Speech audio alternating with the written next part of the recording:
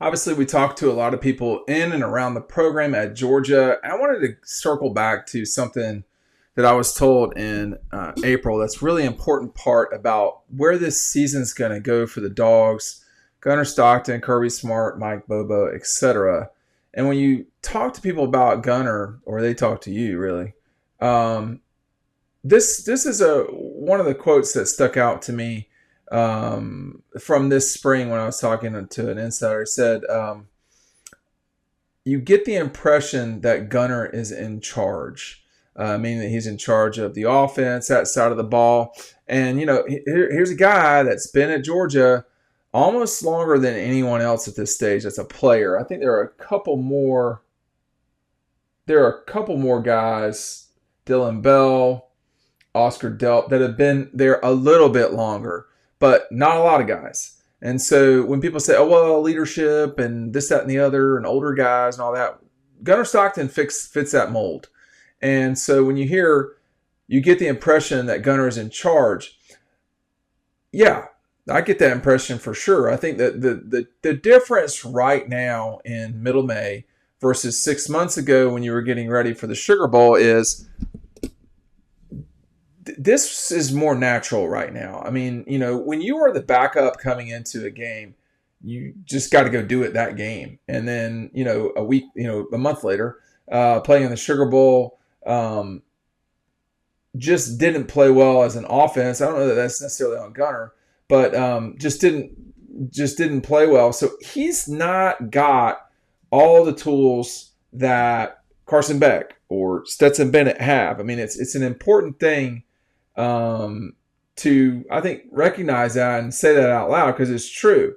But what he's got to do is play well in big moments when he has to. And I think he did that against Texas. 12 completions, 16 attempts. The interception was pretty bad, I think.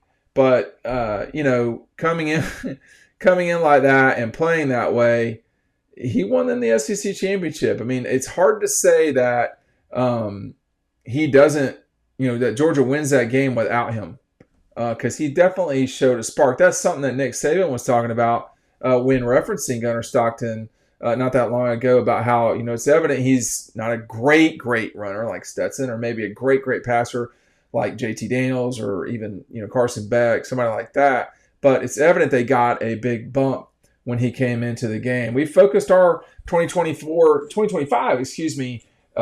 preview edition. It's on Gunnar Stockton. This will be out soon. I'm going to put a link to it down below. You can order this right now. It will be shipped out more in June, late June, kind of middle June, late June. We're nailing that down right now. But to have a look at the, I should have got this not as a glossy. I should have gotten it as matte. But you can take it out. Gunnar takes off. So our 2025 preview is on the way to everyone. If you're an annual subscriber at Dawg Post, you're going to be getting it in the mail. So we'll answer that question right now. So, but for those of you who are sort of casual Dawg Post folks, I'm going to put the link down below. You can order it today. It will be in your mailbox probably before the 4th of July. I don't know the exact date. I don't want to get bottled down on that whole thing. But it focuses on Gunnar and, what does he have to do to get Georgia where it's got to go? I mean, again, in the Sugar, 20 for 32, 234 yards, really did not, was not protected, got sacked 4 times. So a lot of the stuff that it falls back to, is he going to get what he needs around him? Because the overwhelming criticism, I don't mean it like in a negative criticism way, and I think it is a good criticism of Gunnar Stockton is, can this guy make plays when he has to win? Can he make game-winning, game-changing, game-deciding plays? We don't know. I mean, I'm not going to sit here and lie to y'all. We don't know the answer to that yet. I think the indicator is he can, but he doesn't always. Well, I think I'll put it this way. I think his ceiling is lower than Carson's was. I wonder if his floor is higher. So I don't know which you'd rather have. I think you'd rather have ceiling is higher. But the guy knows how to play quarterback for sure. If there's something that, having watched him multiple times at Rabin, when they were on TV. So just full disclosure, my mother grew up in the county next door to Rabun, so we know Rabun pretty well. And so it's nothing for me to pop up there for a game. And so I took advantage of that often. And so I saw Gunner play a lot, actually, when he was committed to Carolina. Then when he got, eventually going to Georgia. There was a reason why, Mike Bobo wanted this guy. He can do both. He can run effectively. He obviously can pass effectively. And Georgia's going to have to figure out, Mike Bobo specifically, how do you mix those two things together? Because Matthew Stafford could run pretty well. That's the part people don't remember from his college days. Shout out, Matthew, whenever you're ready to come on. We got to connect. But they didn't ask Matthew to run after his freshman year very much. You think about Aaron Murray. Aaron could run, but he about got killed one time against Tennessee in 2010, and that was it for that. Jake Fromm ran well enough. He was not a runner. But he took off against Tennessee too, I remember very well, and played, smart with his feet. He was not a runner, but he ran well enough. That's, people sometimes don't give credit where it's due. Clearly Stetson Bennett understood how to run. JT Daniels was not a runner. Carson Beck ran well enough. It wasn't, he's not scaring anybody in the 40, but he was pretty effective with his feet.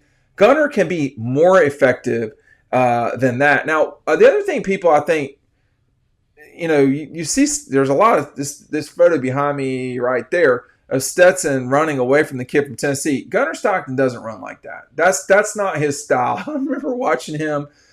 I think they might have been playing like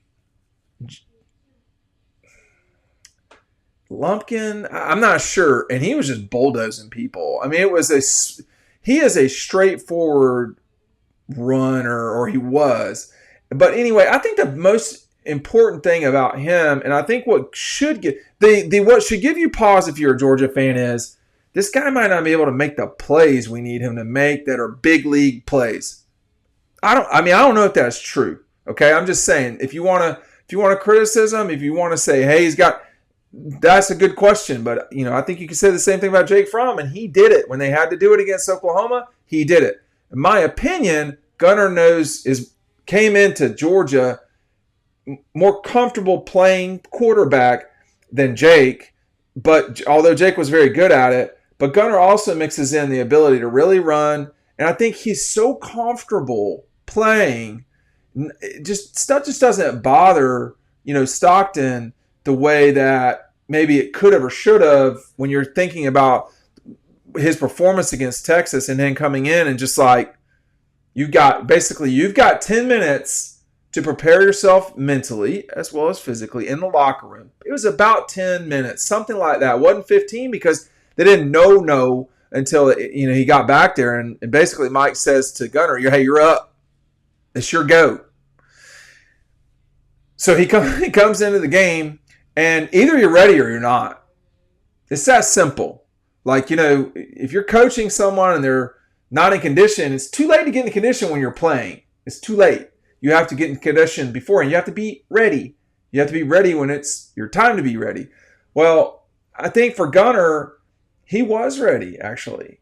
And he played really well against Texas. I don't think it was like, oh my God, why weren't they starting him? No, it wasn't that. But it was, okay, he can win against the number 2 team in the country. Who can't he beat? And we don't know the answer to that. We know he lost to Notre Dame along with the rest of the Georgia Bulldogs, but we don't know that he can't beat them. We may see that game again this fall. Georgia may have to go to Notre Dame, or Notre Dame may have to go to Athens. Who knows with this college football playoff. So there's that. But I think the good part about Gunner is, not just the running, right? Again, this is linked down below. Not just the running, but also the ability to play the position. I think that should not be underrated. The guy has the ability to play the position. He's very good at it. I know it's not the same thing, but go back and look at his line against Florida State. Over 100, almost 150 yards of total offense. 7 carries for 46 yards with a 14-yard long. He was 6 of 10 for 96 yards, 31-yard long, threw 2 touchdowns against the Noles. he basically cruised in the second half, and Georgia continued to kill them against Texas. He's pretty. He was 75% against Texas, man. That's not a trash secondary. A lot of those guys are gone. That's not a trash secondary. Against the Noles, he was at 60%, so not quite where you want to be, above 60 for sure. And then against Notre Dame, he was at 63%. So that's pretty accurate. It's not like Carson Beck in 2023 going crazy with accuracy sometimes, like really good. But it's what you can win with. Can you win the national championship with this guy? I think you can, but he's got to do it.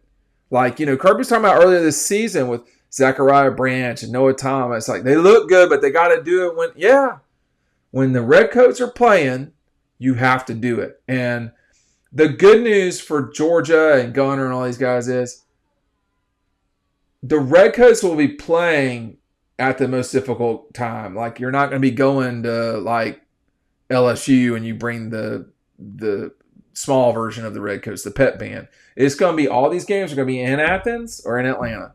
And they're going to have the opportunity to really shine. There could be the pep band. I think they take the whole band to Auburn. There could be the kind of quasi pep band at Tennessee. So they'll be smaller. We see you, Redcoats. But they're going to have to do it when the music's in the air. And it's going to be challenging. It's not an easy schedule. It's not as difficult as last year, though. I'll say that. But anyway, Gunner, you get the impression Gunner is in control. We're going to see. Thanks for watching.